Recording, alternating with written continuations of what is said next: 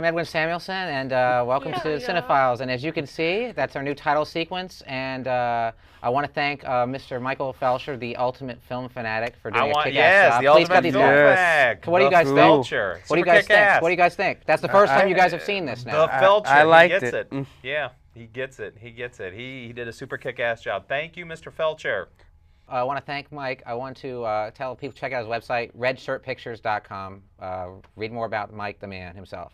Anyway, our show today is about documentary films.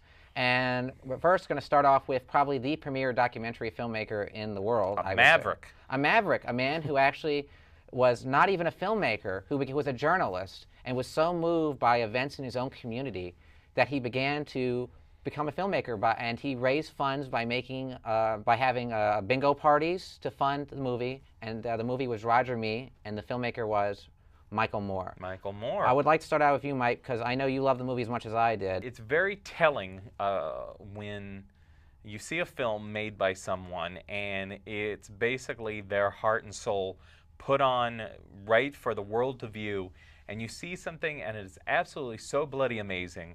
Michael Moore does such a wonderful job with Roger and Me. It's basically the story of a man investigating the CEO of General Motors at the time, Roger Smith, and wanting to ask him questions on why he decided to shut down a plant in his hometown of Flint, Michigan. And it's a funny film. It's very, very funny. The wit in it is very sly. The laughs are extremely subtle. Some are over the top. Some of the situations that he finds himself in, which is basically exploring this town and the characters and the people. Actually, the people within the town take on these characterizations. But it is a very, very strong film, and I can't. Mike, and Roger Smith is a really big weasel. I want to ask you about something here. Now, the thing about this film is that not only is it very entertaining, it's very funny, which is one thing that Michael Moore does. And heartbreaking. And heartbreaking is that he makes these subjects funny, but yet you're not appalled by it. That you're seeing the irony. Unless you're a Republican or a conservative jackass. Which I am not, thank God.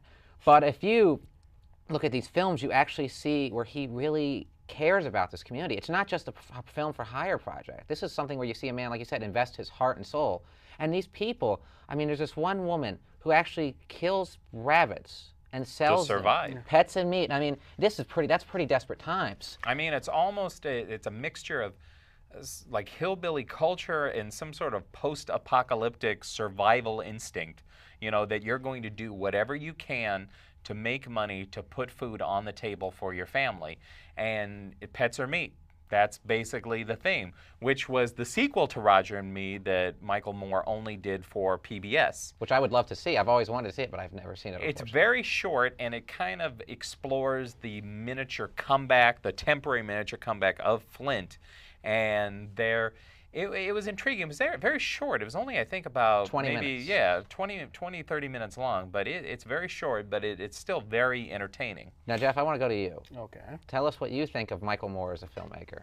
I think he is a very talented filmmaker for somebody who's never actually studied film or anything. And I feel it also, when he makes documentaries, he's led more by his heart and his morals than anything else, instead of wondering, oh, is this the right shot or is this not the right shot? And it's interesting that he made one film that wasn't a documentary, that was a movie that had a good idea, but unfortunately it was a horrible follow through. Poor execution. Exactly. And that film is Canadian Bacon, by the way. Yes, and you know, and that is an unfortunate blemish on his stellar filmmaking career. But I really like Michael Moore documentaries. I mean, the first one I ever saw was his next one after Roger and Me was The Big Red One. Oh, the big one. Oh, The Big One, sorry. The Big Red One. Yeah, that's the totally Big Fuller's different our movie. next show. The Big Red One is a good movie by Sam Fuller. Check that out. But the movie we're talking about is The Big One. Yes, The Big One, which followed mainly his book tour, but also other things that happened during his book tour, like when he went to go sign at a certain bookstore, he found out that the employees didn't have a union. So he got involved in that, and by the end of the movie, I'm not ruining anything, you know, they got a union, but it was mostly because of also him helping them. So it shows he's not after just, you know, headlines or, you know, what's topical. He actually has opinions on things other than maybe Flint, Michigan, or whatever the subject of whatever documentary he's making. The first time I saw that movie, I mean, I'm getting emotional thinking about it. I cried. I really cried because it upset me to know that in this false illusion of the Reagan years and how great they were, everyone was doing great. You see this town. Please put how great in quotations. Well, that wasn't a quotation. It was just, it's just, I mean, I really got upset. It was an emotional experience. If you ask me most emotional experience in my life, Roger and Me would probably be one of the most emotional. I mean, you just see these people devastated by what this town and these people who just don't give a damn. Now, when there is the rich section of Flint, Exactly. the wealthy Yes. decide to throw a great Gatsby party, and they decide to hire locals to play living mannequins at the party, and then you see these wealthy jackasses who say, when Michael Moore asks them, do you have any advice, these people who lost their jobs through GM, on what they should do? And this guy with his ascot and his, I'm sure $400, $500 sport cocoa, get up in the morning, do something, start your day right. And you just want to literally reach through the camera or reach through the television set and strangle him. And say what you want about Michael Moore, that he manipulates facts, which is a dubious accusation at best, because I think the man, especially with Fahrenheit 9/11, I think he had a whole team of fact checkers on there. He had fact checkers, and he threatened to sue anyone that said that his stuff was fabricated because he had every single fact checked. So everything in 9/11 is 100% factual. Now, say what you want about the man, but it is very clear on something, and it's very clear. And anybody at the New York Post, you can hear this too.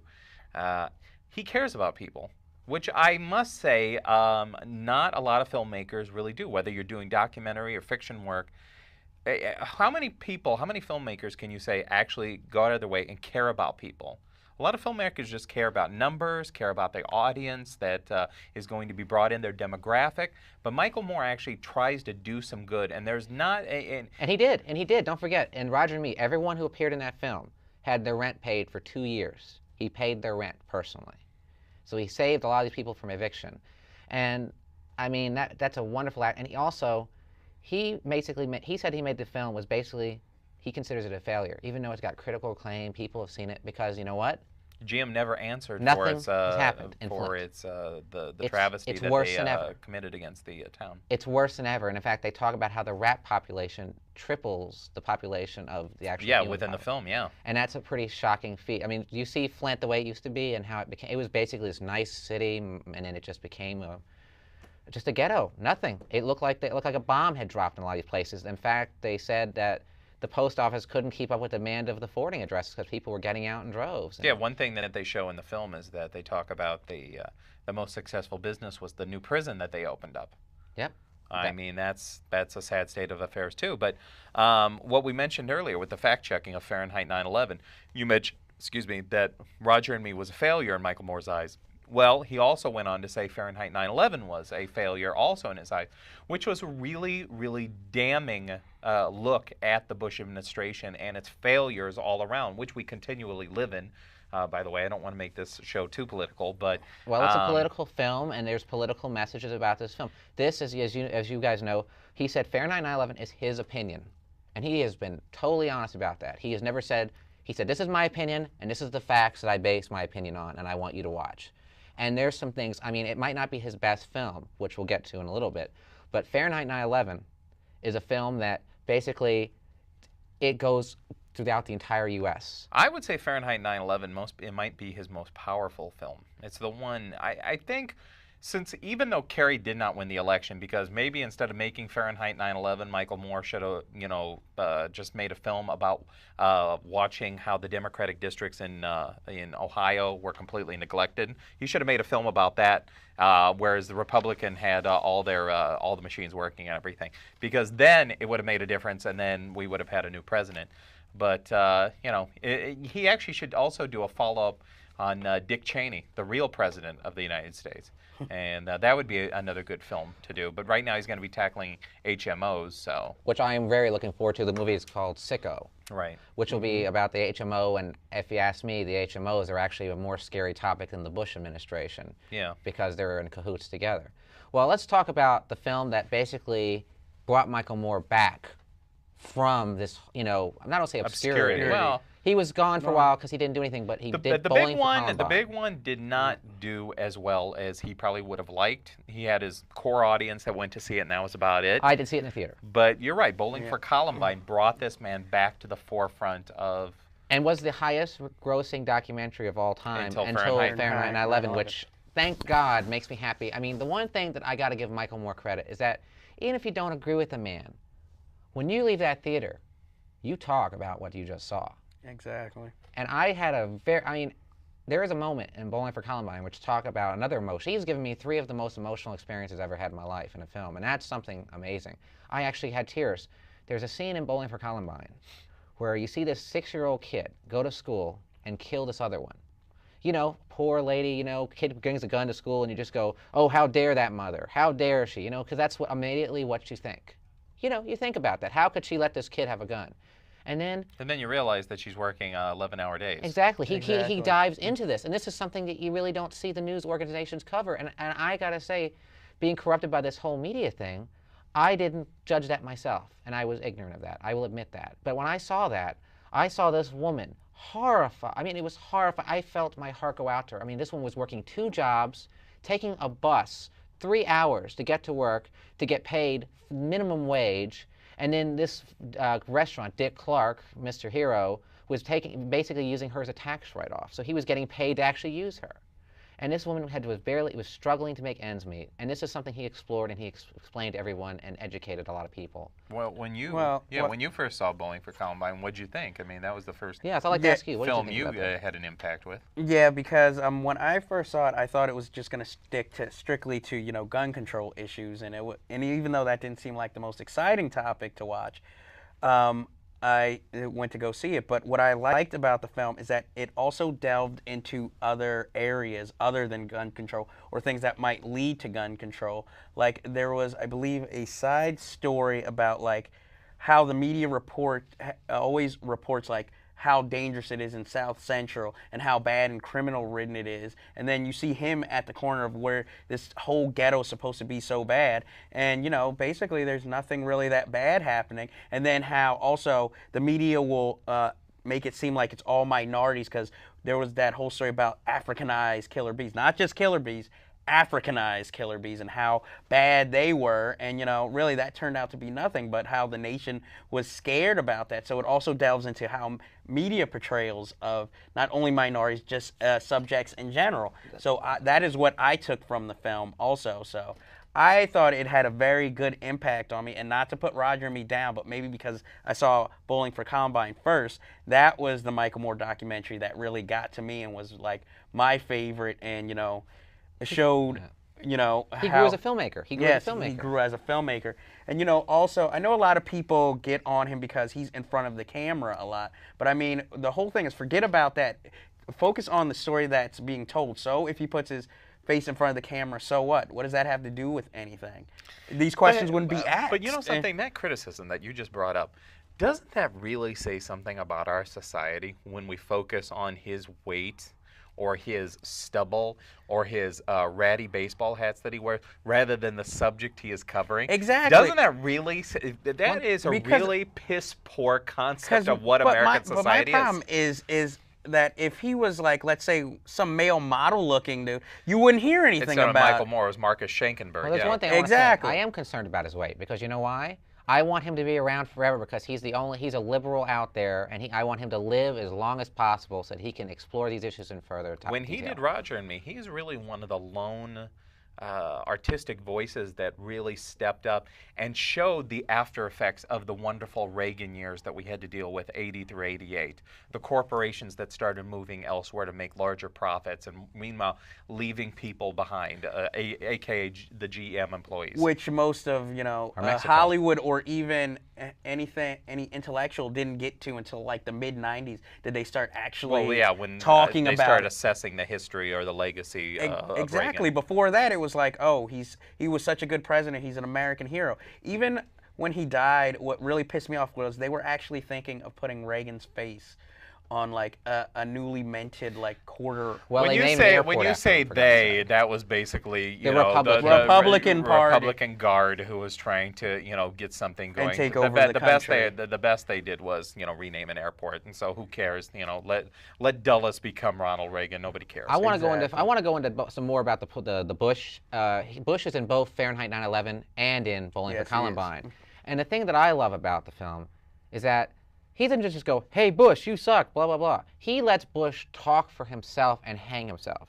There is a priceless moment in there where I still to this day can't believe that this actually occurred. Where he's on the golf course talking about getting terrorists, and then he goes, We're gonna go and get those these terrorist terrorists. killers. and now watch this drive, and he tees off on a golf course. I'm like, are you so concerned with your golf game over the terrorists? I mean, this is a really serious situation. This guy has nothing on his What's mind. even more damning is when he is sitting there, and they have the timer, and he is sitting there staring off into space, got his tongue in his cheek or cleaning his teeth or whatever. My pet goat. After he hears that the planes have crashed in the World Trade Center. That's the most. That's You the most get up, amazing you say, footage. "Kids, thank you for your presentation. I have to leave now and do presidential stuff." You don't sit there and look like a deer in the headlights, which I know has been an overused phrase, but it is true. And how can Americans watch that? And you know something? Most people that criticize that film never even saw it. That's what I love. I read these Exactly. reviews. People, I refuse to see this drivel. It's like, But well, right-wing dude. idiots are mainly like that. Steve Dunleavy is famous for that because he criticized in the New York Post. He criticized up and down Summer of Sam, and he never saw it. Charlie Rose asked him point blank, "Did you see this film?" "Oh no." So these right-wing idiots that go criticize it, like Sean Hannity and Rush Limbaugh, they never see the film, but they criticize it, of course. Well, I want to wrap this topic up on Michael Moore and move on to our next topic. But I want to have some final. I want to say some final words on Michael Moore. I have nothing but Don't say it like that because it sounds like you're eulogizing him. Exactly. No, I have nothing but respect for this man. I can't wait till he does his film on the healthcare system, which is totally messed up and just awful. Poor people are not getting treated when they're sick.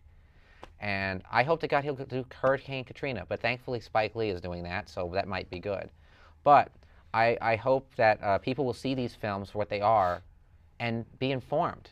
To talk about it. You don't have to agree with it. Just talk about it. Talk about it. Do more research for yourself. But and please, I say feel something. you don't also have to see his films because also he has written many books, which even if you don't agree with his opinion, you should at least give a chance to read them.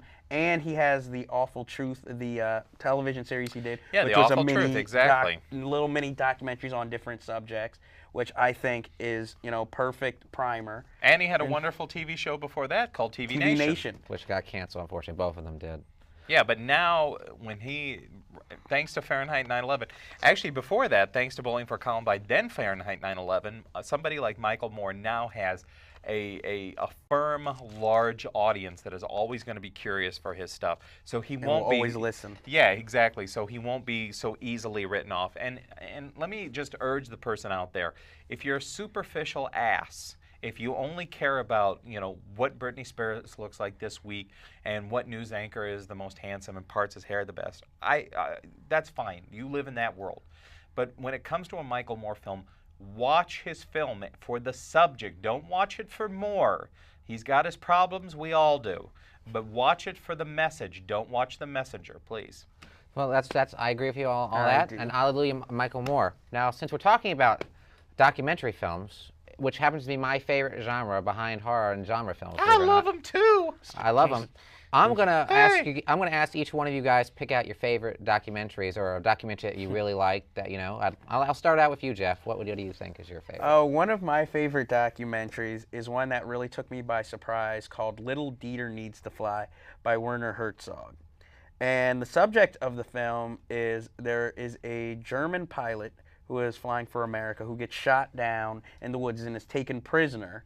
And the whole documentary is not only about his life, but also his escape. But here's the interesting thing about the documentary. While he's telling these stories, he actually goes back to where he was taken hostage, and he tells the story with, tribesmen around him, and he, sort of reenacts everything that went down without, of course, the torturing. But he'll tell the stories, they'll show the pictures, but you'll also see him walking and reacting to all of this. And I thought that was such an approach I had never seen before in a documentary that it really struck home to me, and the story struck home to me.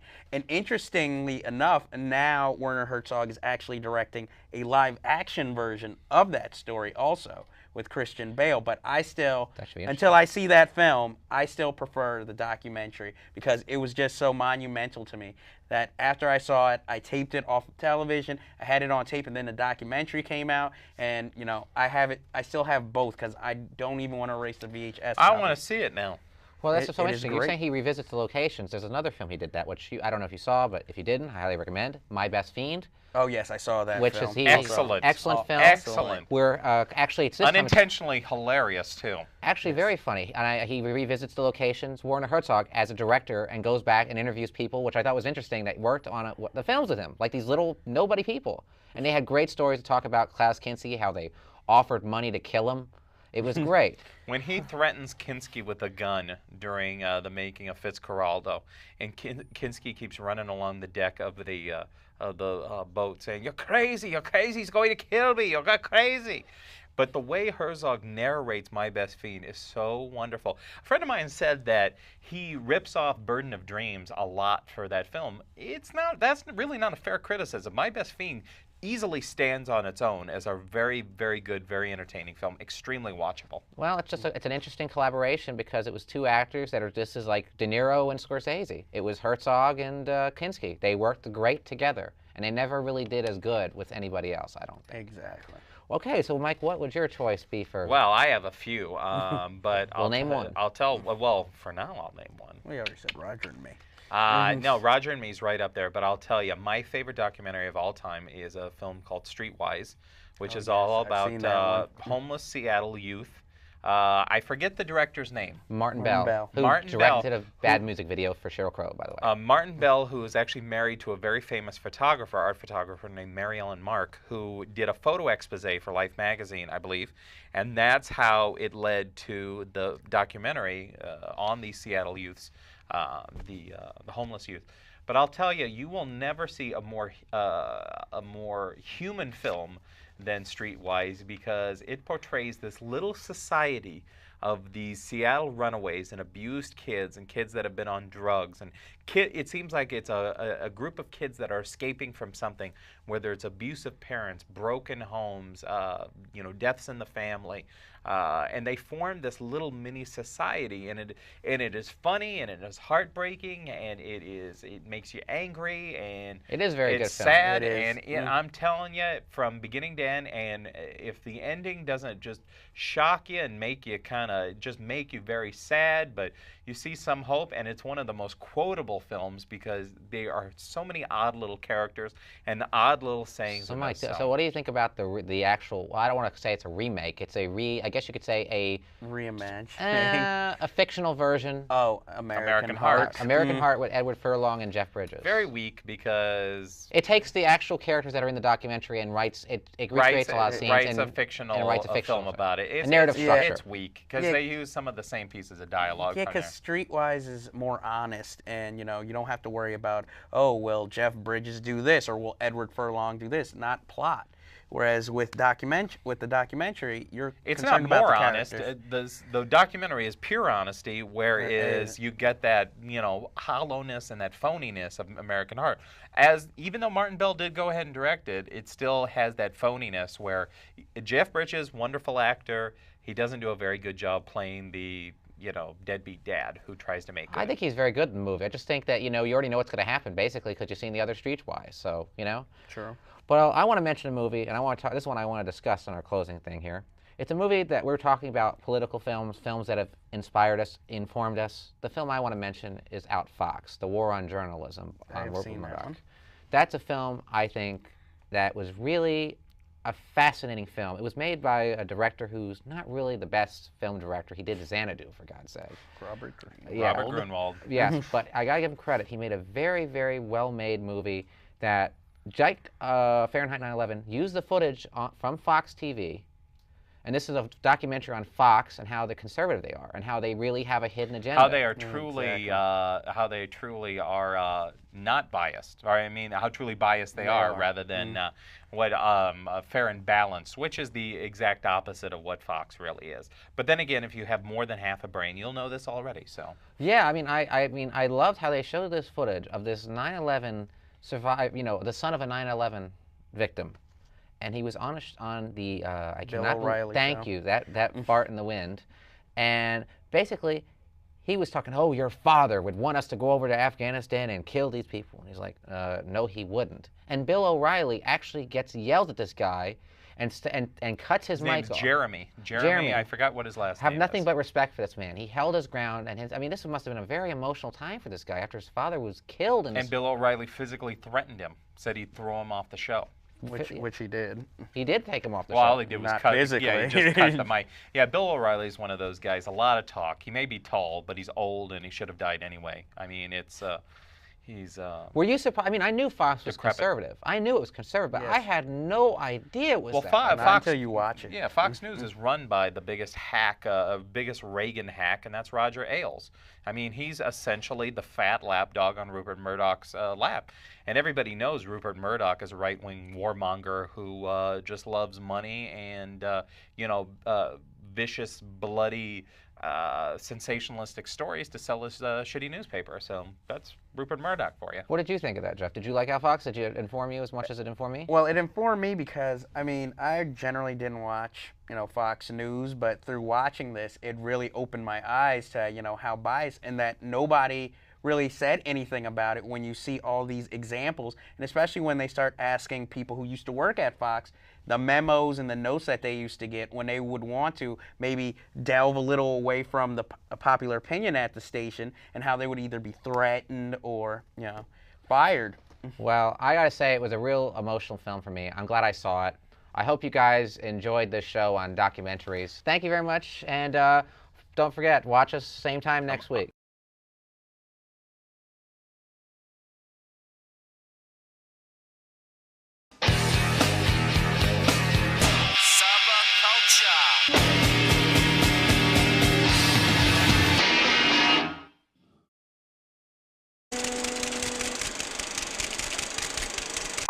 Hi, I'm Edwin Samuelson, and welcome to CineFiles. And as you can see, that's our new title sequence. And I want to thank Mr. Michael Felcher, the ultimate film fanatic, for doing a kick-ass job. The ultimate film fanatic. What do you guys think? Felcher. What do you guys think? What do you guys think? That's the first time you guys have seen this now. The Felcher. I liked he gets it. Yeah, he gets it. He gets it. He did a super kick-ass job. Thank you, Mr. Felcher.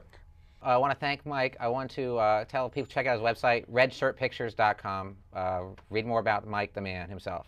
Anyway, our show today is about documentary films, and we're first going to start off with... So bloody amazing. Michael Moore does such a wonderful job with Roger and me. It's basically the story of a man investigating the CEO of General Motors at the time, Roger Smith, and wanting to ask him questions on why he decided to shut down a plant in his hometown of Flint, Michigan. And it's a funny film. It's very, very funny. The wit in it is very sly. The laughs are extremely subtle. Some are over the top. Some of the situations that he finds himself in, which is basically exploring this town and the characters and the people. Actually, the people within the town take on these characterizations. But it is a very, very strong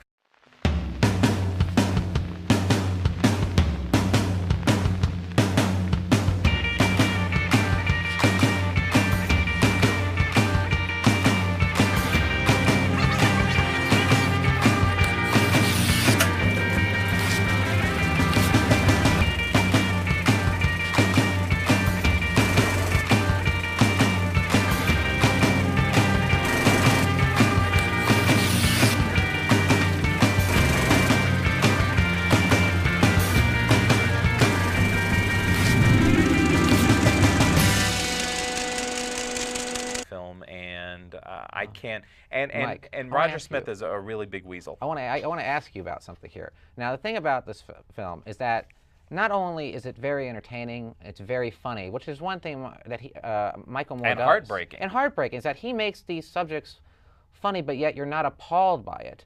that you're seeing the Unless irony you're a of this, Republican or a conservative jackass. which I am not, thank God.